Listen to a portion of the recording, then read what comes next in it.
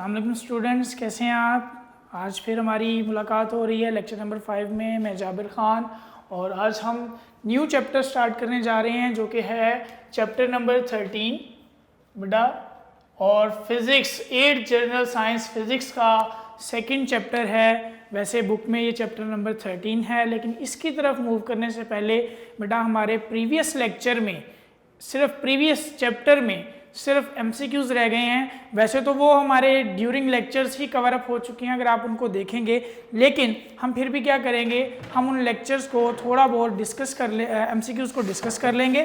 जैसे previous lecture में हमने क्या पढ़ा था, हमने पढ़ा था बेटा स्टॉप वॉच के बारे में। स्टॉप वॉच क्या करती थी, टाइम मेजरिंग इंस्ट्रूमेंट था, उसके ज़रिए हम टाइम को मेजर करते थे। उसकी दो टाइप्स थी, कौन कौन सी, mechanical stopwatch, digital stopwatch. इसी तरह से फिर हमने मेजरिंग सिलेंडर को पढ़ा था। मेजरिंग सिलेंडर क्या करता था, उसके ज़रिए हम लोग वॉल्यूम को मेजर करते थे, लिक्विड का, सॉलिड का, इरेगुलर सॉलिड का या पाउडर सब्सटेंस का। उसकी भी डिफरेंट रेंज थी, 100 ml से लेके 2500 ml तक। और इसके साथ फिर हमने पढ़ा था इलेक्ट्रॉनिक बैलेंस जो कि मैस मेजरिंग इंस्ट्रूमेंट है, और उसका लीस्ट काउंट भी हमने पढ़ा था 0.001 ग्राम्स। और इसी तरह से बेटा हमने लास्ट में एक न्यूमेरिकल भी किया था, हमने डिस्टेंस को मीटर से कन्वर्ट किया था किलोमीटर्स में। तो अब हम क्या करने जा रहे हैं, हम MCQs को पढ़ने जा रहे हैं। ये MCQs बीच में डिस्कस हो चुके हुए हैं, लेकिन फिर भी हम ज़रा एक दफ़ा उनको क्या करेंगे, एक दफ़ा डिटेल से देख लेंगे। बेटा आपके पास नोट्स लाजमी होने चाहिए। नोट्स का बेटा पेज नंबर है 73, chapter number 12 measurement of physical quantities. First MCQ है यूनिट ऑफ डेंसिटी। बेटा डेंसिटी क्या होती है, डेंसिटी है mass per unit volume, mass per unit volume. तो मैस का यूनिट क्या होता है बेटा, किलोग्राम। वॉल्यूम का क्या होता है, मीटर क्यूब या क्यूबिक मीटर्स। तो ये क्या हो गया, किलोग्राम पर क्यूबिक मीटर्स। तो बेटा kgm-3, kgm⁻³ kilogram per cubic metres, ये डेंसिटी का यूनिट है। इसी तरह से बेटा the scale on measuring tapes is calibrated in, the scale on measuring tape is calibrated in. बेटा ये वैसे तो सेंटीमीटर्स में भी होता है, इंचेस में भी होता है, मीटर्स में भी होता है। तो मीटर्स में मोस्टली इसका जिक्र आया था, तो बेटा मीटर्स इसका ज़्यादा बेटर ऑप्शन है। विच of the following is a derived unit, derived unit यानी हमने स्टार्ट में आपको याद होगा फर्स्ट लेक्चर में पढ़ी थी base quantities and derived quantities. तो ड्राइव्ड क्वांटिटी का यूनिट कौन सा है इनमें से, अगर आप देखें तो बेटा कूलम वो क्या है, वो एक ड्राइव्ड यूनिट है। बाकी तीनों क्या हैं, वो बेस यूनिट्स हैं। फिर 1 nano is equal to, nano prefix आ गया। अगर आप प्रीफिक्स के टेबल में देखेंगे तो बेटा नैनो लिखा होगा, इसका सिंबल क्या है, n, और इसका आंसर है 10⁻⁹। फिर least count of vernier callipers, ये भी हम पढ़ चुके हैं। Least count of vernier callipers कितना होता है बेटा, 0.01 सेंटीमीटर्स, 0.1 मिलीमीटर्स और 0.01 सेंटीमीटर्स। तो ए ऑप्शन है बेटा MCQ 5 का। Types of stop watch are, जैसे हमने लास्ट लेक्चर में डिस्कस किया था, टाइप्स ऑफ स्टॉप वॉच कितनी है बेटा, 2। फिर femto is equal to, femto itself क्या है, प्रीफिक्स है, तो ये भी प्रीफिक्स के टेबल में अवेलेबल है, और इसका आंसर क्या है 10⁻⁻15 जो कि है option D delta. Pitch of screw gauge, pitch of screw gauge ये भी हमने प्रीवियस लेक्चर में डिस्कस किया था बेटा, जब हम लेंथ मेजरिंग इंस्ट्रूमेंट पढ़ रहे थे, गालबन लेक्चर नंबर 3 था, उसमें हमने क्या पढ़ा था, पिच ऑफ स्क्रू गेज, और वो कितना था 1 मिलीमीटर। तो यहाँ पे सी ऑप्शन में मौजूद है Charlie. Physical quantity possesses characteristics, एक फिजिकल क्वांटिटी में कितनी कैरेक्टरिस्टिक्स होती हैं बेटा, ये भी हमने पढ़ी हुई हैं। ये कौन सी कितनी होती हैं, 2 होती हैं। कौन कौन सी बेटा, एक न्यूमेरिकल वैल्यू और एक यूनिट। इसको ऑप्शन को कंफर्म कर लेते हैं, 9 का सी ऑप्शन है, ठीक है। 2 कैरेक्टरिस्टिक्स होती हैं। 11th general conference on weight and measures was held in, बेटा पेरिस में हुई थी 1960 में। 1 gram is equal to, 1 gram is equal to, बेटा लिखा होगा 1 ग्राम। मैं इसके ऑप्शन पे आ जाता हूं बेटा, एक ऑप्शन दिया होगा 10⁻³ किलोग्राम, ये इसका ऑप्शन सही है। इसको डिस्कस कर लेते हैं कैसे। 10⁻³ किलो कितना होता है बेटा, 10⁻³ इंटू ग्राम, तो ये 10⁻³ और -3 बेसिस सेम हो तो बेटा पावर क्या हो जाती है, ऐड हो जाती है, -3 + 3, तो ये आंसर क्या आएगा 10⁻0। तो किसी भी चीज़ की पावर 0 क्या हो तो वो होता है 1, तो ये आ गया 1 ग्राम। तो बेटा जो हमारा सी ऑप्शन है 11th MCQs का वो ठीक है। फिर है 12th MCQ, 1 metre is equal to, हमने ये बेटा मीटर रूल में हमने ये डिसाइड किया था, हमने स्टडी किया था कि 1 metre is equal to 100 centimetres. एक मीटर को हम 100 इक्वल पार्ट्स में डिवाइड करते हैं, तो ये 100 सेंटीमीटर्स में क्या ऑप्शन जो है इसका राइट है। बेटा unit of amount of substance, ये भी एक बेस यूनिट है। अमाउंट ऑफ सब्सटेंस का यूनिट क्या है, मोल, जिसमें हम number of molecules, number of atoms, particles को डिस्कस कर रहे होते हैं। फिर 11th general conference on weights and measures was held in 1960, पहले सिटी पूछ लिया, तो अब क्या पूछी हुई है, ईयर पूछ लिया है, वो क्या है 1960। फिर आ जाते हैं while using measuring cylinder I should be kept straight, आंखें क्या होनी चाहिए, बिल्कुल सीधी होनी चाहिए जब हम मेजरिंग सिलेंडर से रेडी रहते हैं, यानी वो जो सरफेस है उसके बिल्कुल सामने स्ट्रेट होनी चाहिए। Least count of measuring tape is, least count of measuring tape, measuring tape का लीस्ट काउंट वैसे तो 1 मिलीमीटर था, लेकिन हमारे पास यहाँ पे ऑप्शंस जो हैं वो सारे सेंटीमीटर्स में है, तो 1 मिलीमीटर वो इक्वल होता है 0.1 सेंटीमीटर्स के। तो बेटा ये दो ऑप्शन हो सकते हैं, तो 0.1 सेंटीमीटर जो है वो हमारा राइट ऑप्शन है, सी ऑप्शन है MCQs नंबर 16 का। नेक्स्ट है MCQs नंबर 17 जो कि है मेजरिंग सिलेंडर, और measuring cylinder is used to measure volume of a substance. फिर आ जाते हैं बेटा सिंबल ऑफ चार्जेस, अगर आप उस टेबल में देखेंगे तो चार्ज का सिंबल दिया होगा Q, तो बेटा ए ऑप्शन है। If zero of a circular scale has cross the index line the zero error of the screw gauge will be, बेटा बी ऑप्शन है इसका, नेगेटिव होगा। ये वैसे तो टॉपिक्स में इतनी डिटेल नहीं थी, लेकिन चलें इसको हम देख लेते हैं। ज़ीरो जो एरर होता है बेटा ये तब आता है, देखो हमने रीडिंग लेनी है, तो हमारी जो रीडिंग है हमारे इंस्ट्रूमेंट में कोई ख़राबी ना हो, तो उसके लिए हमारा ये जो स्क्रू गेज होता है इसमें जो एरर होता है वो होता है ज़ीरो एरर। ये क्या होता है बेटा, इसके मेन स्केल की जो लाइन होती है उसको इंडेक्स लाइन कहते हैं, और सर्कुलर स्केल की जो लाइन होती है वो क्या होती है, उसकी ज़ीरो डिवीजन। अगर ये एक दूसरे के आमने सामने ना हो, बिल्कुल यूँ ना हो, ये जीरो सर्कुलर स्केल का और ये इंडेक्स लाइन ये बिल्कुल एक दूसरे के आमने सामने ना हो, तो फिर जो एरर होता है उसको ज़ीरो एरर कहते हैं। तो यहाँ पे मेंशन किया हुआ है बेटा कि अगर zero of the screw gauge will be, अगर वो क्रॉस कर जाए तो वो क्या होगा, वो नेगेटिव ज़ीरो एरर होगा, और अगर क्रॉस ना करे तो वो पॉजिटिव ज़ीरो एरर होगा। फिर है 20th MCQ है, विच of the following is a fundamental branch of science. बेटा फंडामेंटल ब्रांच ऑफ साइंस या फिजिकल साइंस अगर हम बात करें तो वो फिजिक्स है, क्योंकि हम फिजिक्स को स्टडी कर रहे हैं। Which one is not a base quantity, base quantity कौन सी नहीं है इन चार ऑप्शन में से। ऑप्शंस क्या हैं, वॉल्यूम, लेंथ, टाइम, टेम्परेचर। तो बेटा वॉल्यूम जो है वो हमारी बेस क्वांटिटी नहीं है, वो ड्राइव्ड क्वांटिटी है।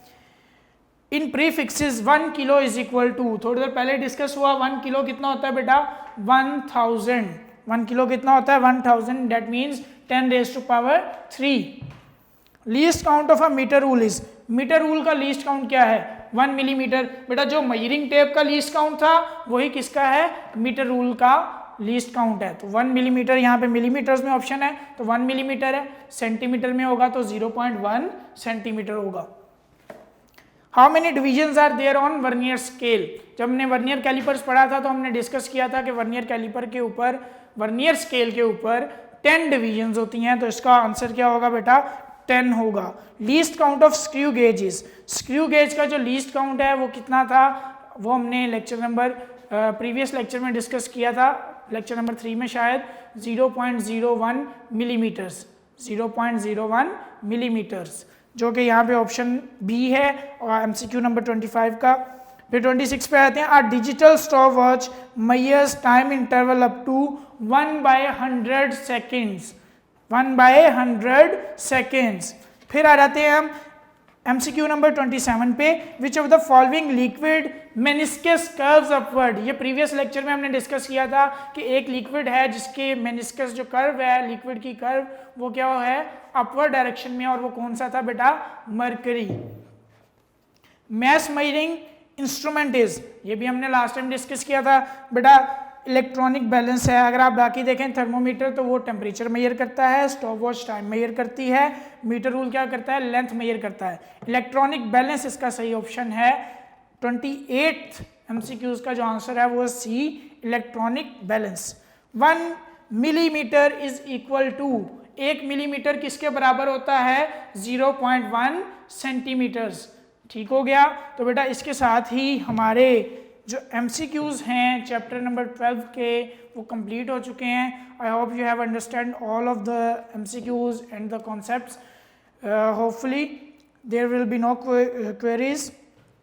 Let's start our next chapter जो कि है motion, force and pressure, and this is our chapter number 2 of 8th science, general science physics.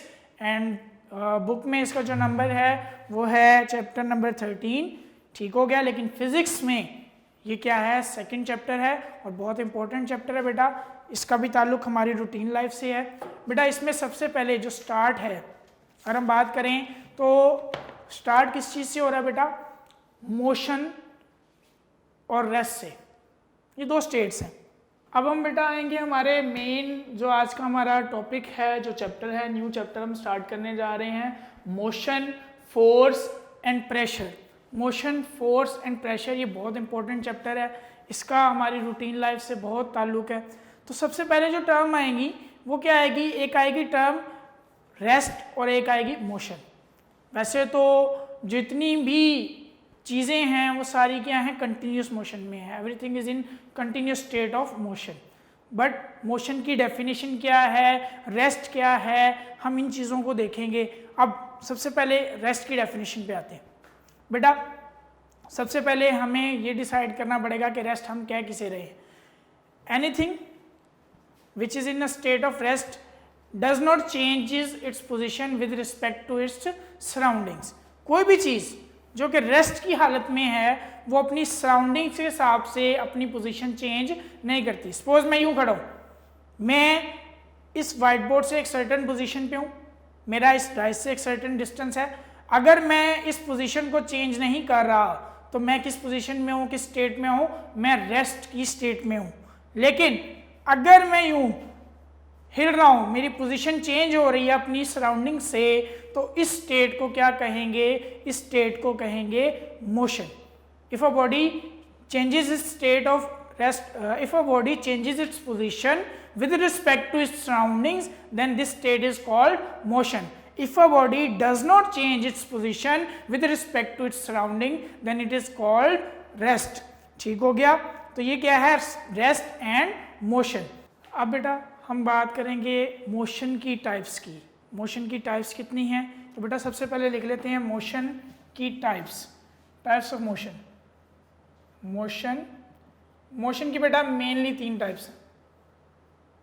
सबसे पहली क्या है, ट्रांसलेटरी मोशन, फिर वाइब्रेटरी मोशन, और जो थर्ड टाइप है वो है रोटेटरी मोशन।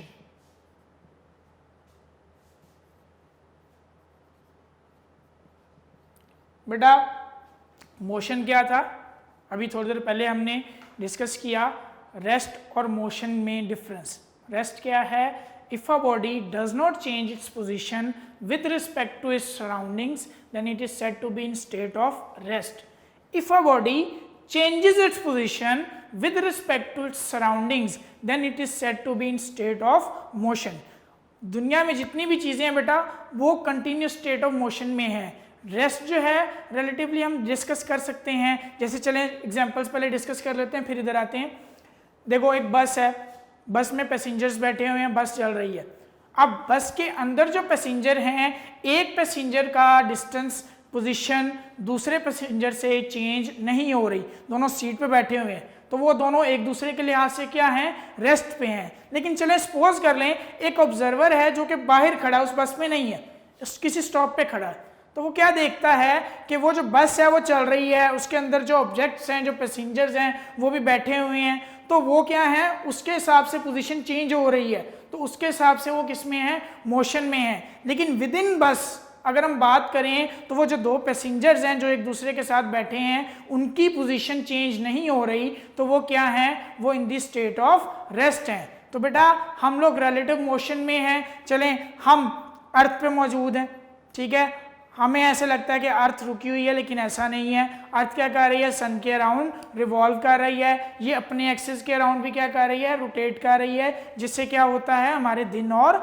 रात आते हैं। तो बेटा हम लोग क्या हैं, रिलेटिव मोशन में है, डिपेंड करता है कि हमारा ऑब्जर्वर किस जगह पे है। जैसे मैंने बस की बात की तो एक पैसेंजर के साथ जो दूसरा पैसेंजर जो कि ऑब्जर्वर का काम कर रहा है, उसके हिसाब से तो दोनों रेस्ट में है क्योंकि पोजीशन चेंज नहीं हो रही। लेकिन वो ऑब्जर्वर जो कि बाहर बैठा हुआ है, बाहर खड़ा हुआ है किसी स्टॉप के ऊपर, और वो देख रहा है कि बस मूव कर रही है, बस के अंदर पैसेंजर भी वो भी उसी के साथ मूव कर रहे हैं, तो इसका क्या मतलब है, उनकी पोजीशन चेंज हो रही है, तो वो किस में थे, मोशन में थे।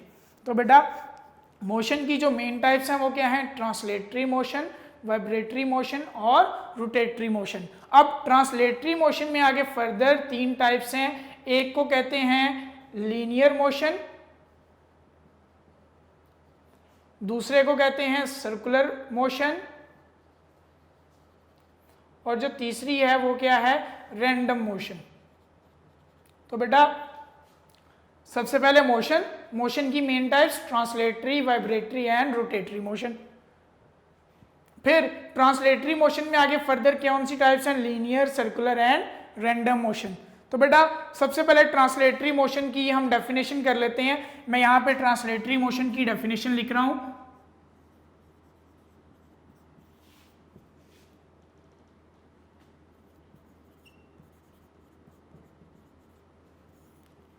इन ट्रांसलेटरी मोशन और ट्रांसलेशनल मोशन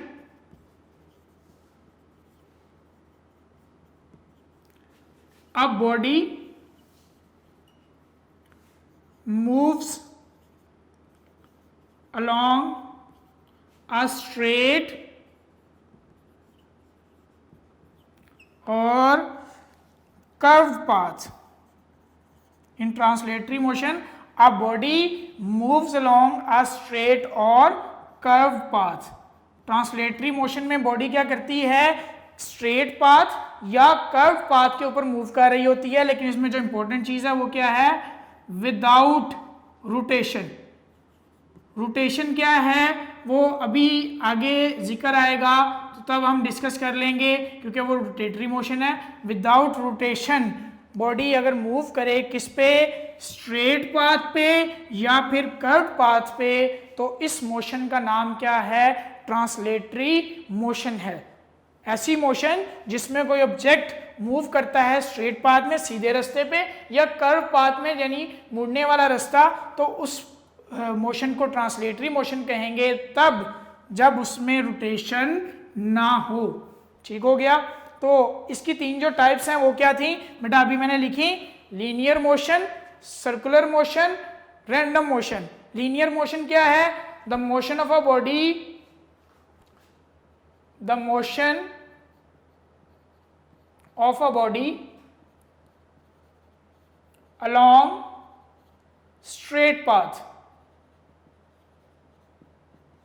सीधे रास्ते के ऊपर जो बॉडी की मोशन है उस मोशन को क्या कहते हैं, वो हमारी लीनियर मोशन है। इसकी डिफरेंट एग्जांपल्स हो सकती हैं। आप किसी सीधी सड़क पे चल रहे हैं, यानी इधर उधर नहीं हो रहे, बिल्कुल सीधा चल रहे हैं, या एरोप्लेन मूव कर रहा है।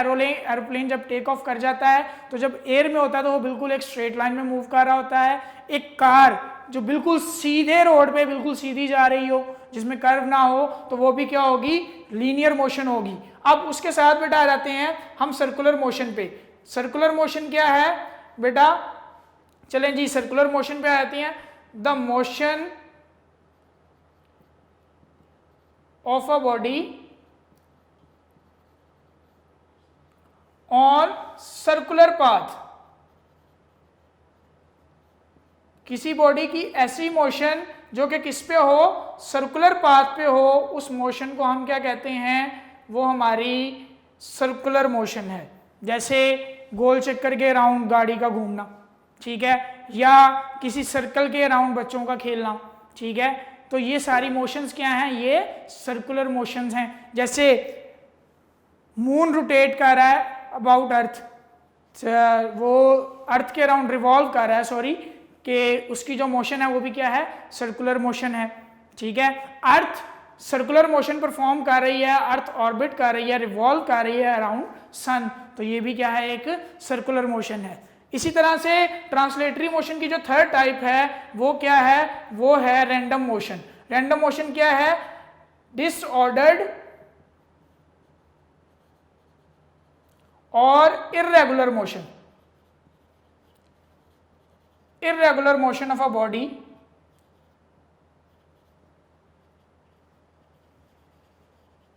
disordered और irregular motion of a body वो क्या कहलाती है, random motion.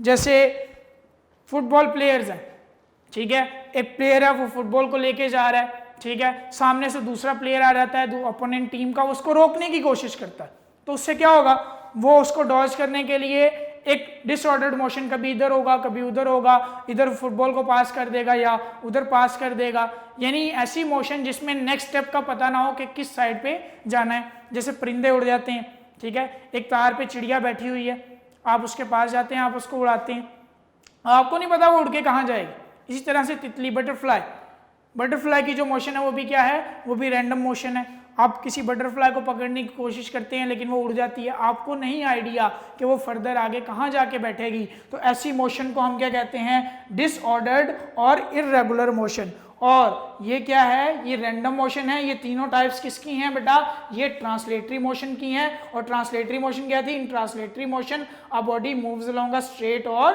Curve path without any rotation. अब आ जाते हैं हम सेकेंड टाइप पे। यहां तक हमारी ट्रांसलेटरी मोशन कंप्लीट हुई, तो अब आ जाते हैं हम वाइब्रेटरी मोशन पे। Vibratory motion,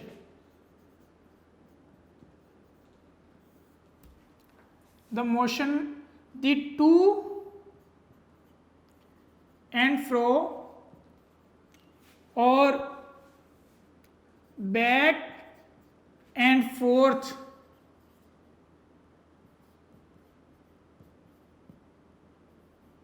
movement of a body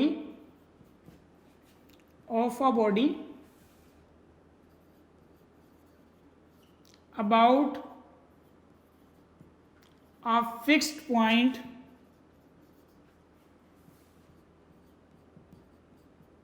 is called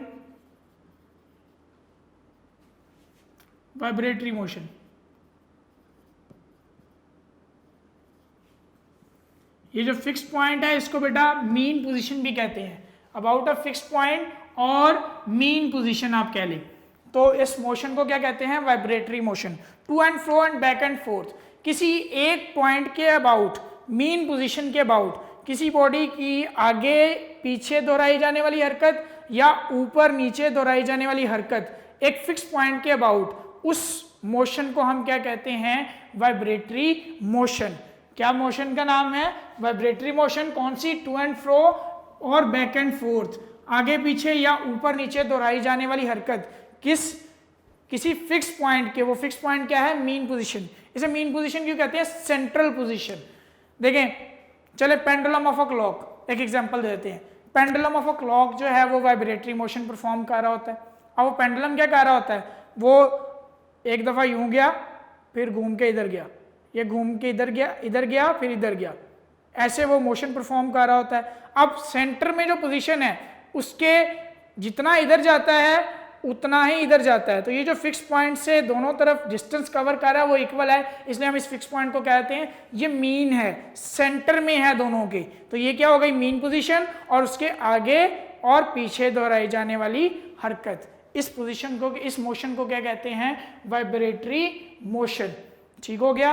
और बेटा लास्ट जो हमारी नेक्स्ट मोशन है वो है रोटेटरी मोशन।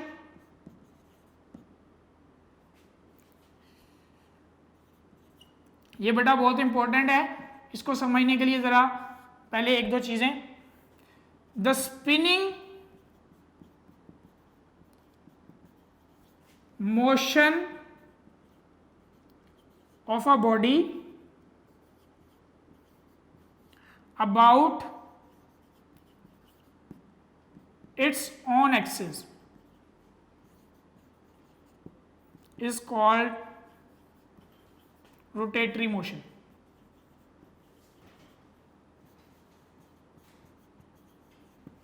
बेटा स्पिनिंग मोशन क्या है और अबाउट इट्स ओन एक्सिस से क्या मुराद है?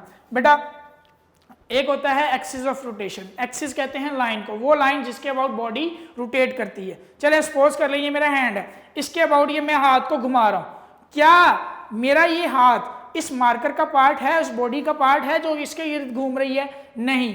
तो ये मार्कर की जो इसके अबाउट ये मोशन हो रही है, ये क्या है? ये सर्कुलर मोशन है। लेकिन अगर मैं कोई लाइन इमेजिन कर लूं और इस मार्कर को उस लाइन के अबाउट क्या करवाऊं, इस तरह से रोटेट करवाऊं, घुमाऊं, या इस तरह से रोटेट कराऊं, देखो अब जो लाइन जिसके अबाउट ये घूमेगा, जो लाइन जिसके अबाउट ये घूमेगा, वो लाइन क्या है? वो इस मार्कर में से पास करेगी। तो ऐसी मोशन जिसमें जो एक्सिस ऑफ रोटेशन है वो बॉडी के अंदर से पास करे। जैसे ये देखो, मैंने ये फिंगर से पकड़ा हुआ है और मैं इसको क्या करवा रहा हूँ? रोटेट करवा रहा हूँ। यानी ये जो मेरी फिंगर्स हैं ये क्या कर रही हैं? ये एक्सिस ऑफ रोटेशन का काम कर रही हैं। तो ये क्या कर रहा है? ये मार्कर उसके अबाउट रोटेट कर रहा है। अब ये जो एक्सिस ऑफ रोटेशन है ये बॉडी में से क्या कर रहा है? पास कर रहा है। तो उस वक्त इसकी ये जो मोशन है इसको स्पिनिंग मोशन कहेंगे और इसी का नाम क्या होगा? Rotatory motion. ऐसी मोशन जिसमें बॉडी घूमे, लेकिन किस तरह से कि वो जो एक्सिस जिस लाइन के अबाउट वो घूम रही है, जिसको एक्सिस ऑफ रोटेशन कहते हैं, वो बॉडी के अंदर से पास करे। तो ऐसी मोशन को क्या कहते हैं? Rotatory motion.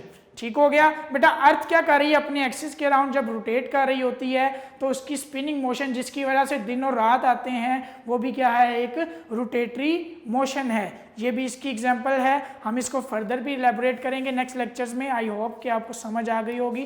और बेटा लास्ट में सबसे इम्पोर्टेंट बात जो कि हमेशा ज़रूरी है, आपको पता है हम जिन हालात से गुजर रहे हैं, इसलिए बेटा स्टे होम, स्टे सेफ, घरों से बाहर नहीं निकलना हमने, और अगर निकलना भी है तो बेटा प्रिकॉशंस के साथ, SOPs के साथ, मास्क पहनना है, ग्लव्स पहनने हैं, और घर वापस आना है तो हाथ धोने हैं। और एक और इम्पोर्टेंट चीज़ बेटा, हम घर पे रहते हैं तो हमने देखना है कि हम अल्लाह ताला की दी हुई नेमतों को ज़ाया ना करें। जैसे पानी है, पानी का ज़रूरत के मुताबिक इस्तेमाल करें, ज़्यादा इस्तेमाल ना करें, ये ज़रूरी है।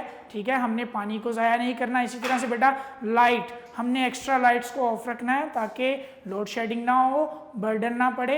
इन चीज़ों का बेटा हमने ध्यान रखना है। उम्मीद है कि आपको समझ आई होगी। इंशाल्लाह नेक्स्ट लेक्चर में दोबारा मुलाकात होगी। अल्लाह हाफिज़।